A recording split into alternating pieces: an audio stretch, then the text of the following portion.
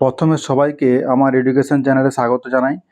আজকে সরল সুদ কষার ৩ নম্বর ক্লাস। প্রথম দুটো ক্লাসে মোট ৯টা অঙ্ক হয়েছে।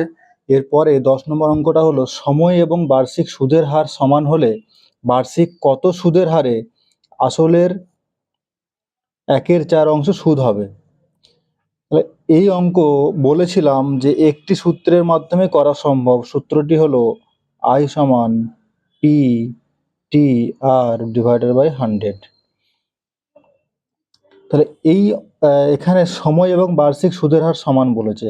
তাহলে সময় এটা যদি আমি ধরে নিই টি, তাহলে বার্ষিক সুদের হার তাহলে এটাও হবে টি, যেহেতু সময় এবং সুদের হার সমান। তাহলে বার্ষিক কত সুদের হারে, আচ্ছা আমি দুটোকেই ধরে নিচ্ছি এক্স, দুটোকেই এক্স ধরে নিলাম। তাহলে টি সমান এটা আর সমান। তাহলে বার্ষিক আসলের 1/4 সুদ হবে। তাহলে আসল মানে পি সমান ধরছি এটা পি ধরে নিলাম। তাহলে সুদ কত হবে? সুদ হচ্ছে আসলের 1/4 সুদ হবে। তাহলে সুদ সমান হচ্ছে p/4। তাহলে এটা হচ্ছে আই। এবারে মানগুলো বসিয়ে দিই। বা এখান থেকে পিটিআর আছে, এখান থেকে বের করব আর, মানে হার বের করব। তাহলে এখানে টি ইন্টু আর রেখে দিলাম। তাহলে এদিকে রাখলাম 100 into I divided by P. তাহলে দুটোই আছে এক্স, তাহলে 100 গুণ আই আছে কত p/4। তাহলে এবারে এখানে এক্স স্কোয়ার সমান, তো এই পি কেটে গেল, তাহলে 4×25 100, তাহলে 25। তাহলে এক্স স্কোয়ার সমান যদি 25 হয়, তাহলে এক্স সমান কি হবে 5। তাহলে এক্স মানে হার, আবার এক্স মানে সময়। তাহলে এক্ষেত্রে অঙ্কটার উত্তর হবে 5। সুদের হার বলেছে, জানতে চেয়েছে, তাহলে 5%। অপশন সি হলো সঠিক উত্তর। যদি বলতো সময় কত, সেক্ষেত্রেও কিন্তু 5 বছর উত্তর হতো। তাহলে এটা হয়ে গেল আমাদের সঠিক উত্তর। পরের অঙ্কটা দেখো, সময় এবং বার্ষিক সুদের হার সমান হলে কত বছরে আসল ও সুদ উভয়ই সমান হবে। এটা একটা অন্য টাইপের অঙ্ক। তাহলে সময়, আমাদের সূত্র তো একটাই আছে, তাহলে আই সমান ptr/100। তাহলে এখানে সময় আর সুদের হার দুটোই সমান। তাহলে সময় এটাকে ধরলাম এক্স, তাহলে সুদের হার তাহলে এটাও হবে এক্স। তাহলে কত বছরে আসল ও সুদ উভয়ই সমান হবে। তাহলে এখানে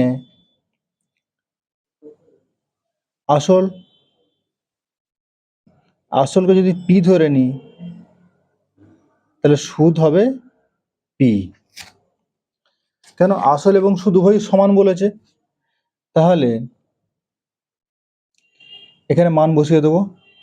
তাহলে বের করতে বলেছে কত বছরে সময়, তাহলে আমি এদিকে পি রাখবো না, এদিকে রাখবো টি ইন্টু আর সমান 100 into I divided by P.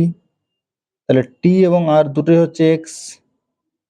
তাহলে এটা 100 ইন্টু আই কত আছে, মানে সুদ। তাহলে আই সুদ আছে পি, আর আসলও আছে পি। এটা কেটে গেল। তাহলে এক্স স্কোয়ার সমান 100, তাহলে এক্স সমান 10। তাহলে এক্স মানে হচ্ছে হার। যদি বলতো যে হার কত, তাহলে 10%। তাহলে এক্ষেত্রে আমাদের চেয়েছে সময় কত, তাহলে 10 বছর উত্তর হবে। Option C correct answer. দেখো পরের অঙ্কটা, যদি কোনো আসল 15 বছরের সুদ আসল দ্বিগুণ হয়, তাহলে বার্ষিক সুদের হার কত। তাহলে এটা একটা অন্য টাইপের অঙ্ক। তাহলে যদি কোনো আসল 15 বছরে, তাহলে এখানে আমরা জানি একটা সূত্র আই সমান P T R divided by 100। তাহলে এই সূত্রে যে অঙ্কটা আমাদেরকে টেনে নিয়ে আসতে হবে। আসল 15 বছরে, তাহলে সময় কত আছে? 15 বছর। তাহলে সুদ আসল দ্বিগুণ হচ্ছে, সুদের হার কত এটা বের করব। তাহলে আসল কত আছে, ধরে নেবো এটা x.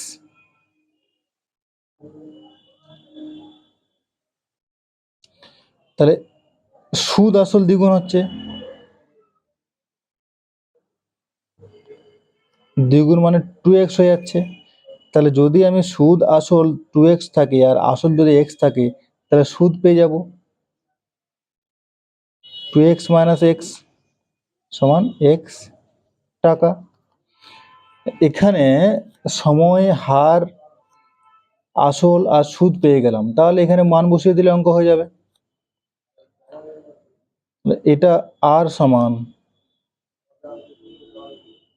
100 into I divided by P into T সমান 100 ইন্টু আই আছে কত এক্স, পি আছে এক্স, টি আছে 15। তাহলে এটা হচ্ছে হার। তাহলে এই এক্স কেটে গেল, তাহলে 15 5 দিয়ে কাটলে 3 5 15, 5 দিয়ে কাটলে 5 20 100। তাহলে আর সমান 20/3। তাহলে 20/3 হলে এখানে উত্তর আছে ভগ্নাংশে, পূর্ণ দিয়ে উত্তর আছে। তাহলে পূর্ণ দিয়ে আছে, তাহলে 20-কে 3 দিয়ে ভাগ করলে 3 6 18, 2/3%। এটা হয়ে গেল উত্তর, অপশন বি কারেক্ট উত্তর।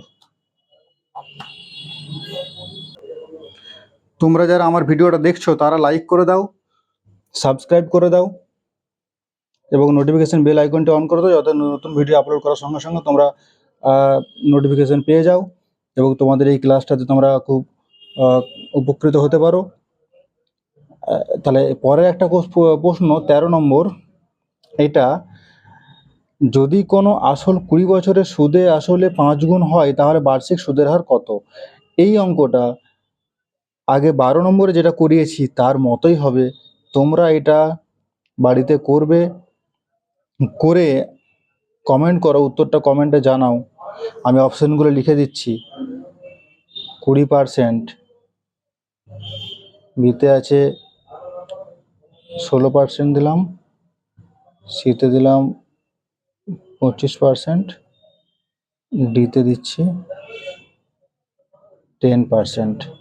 তাহলে এইগুলোর মধ্যে কোনটা উত্তর হবে তোমরা কমেন্ট করে জানাও।